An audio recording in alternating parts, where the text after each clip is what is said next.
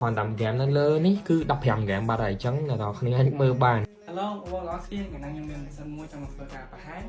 ngày ạt mơ tới lời việc bồng sân bán tận sầm rọ ngày ấy bàn nó chọc ngày lấy dây giày PC bị chủ bồng sân năng vàng sân mà quan hệ mà chốt đi các thời chúng mình có ai seven cho nên ti đập bay cứ đập bay pa lòi hay motherboard đứng giờ có bảo pò sò đó nóคือสัตว์ปลาการสัตว์ดอกเอนั่งไงมินWi-Fi โอเคให้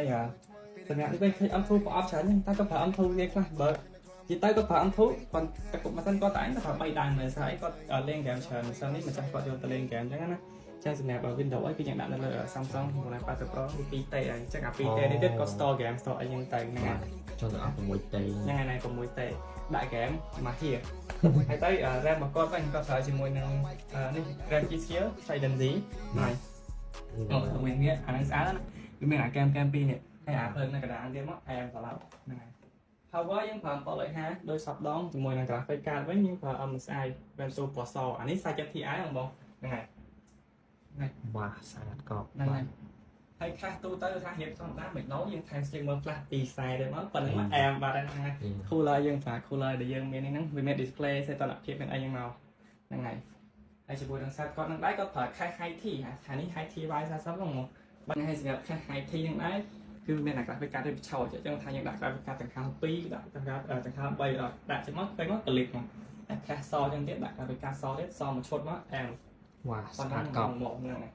performance ក៏អែមសម្រាប់ក៏បានទៀតយើងឡើងយ៉ាងបានទៀតហើយអាខ្សែលៀននេះគឺយើងដូរពណ៌លេខបានស្លាញ់យើង custom ស្អាតស្អាត បាទ ហ្នឹងហើយ សម្រាប់ software បាទ Nikon Pro នៅលើនេះអ្នកនរគ្នា connector ជាមួយនឹង memory card ហើយយើងដាក់ mode នេះយើងដាក់នេះរបៀបថាវាដូច power supply នឹងបាញ់ភ្លើងចេញមកអញ្ចឹងអ្នកនរគ្នាហើយអ្នកនរគ្នាមើលបាន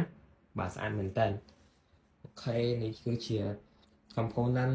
ដែលគាត់រៀបរាប់មិញហ្នឹងបាទហើយសម្រាប់ game ដែលមាននៅលើម៉ាស៊ីនមួយនេះគឺច្រើនមែនតើ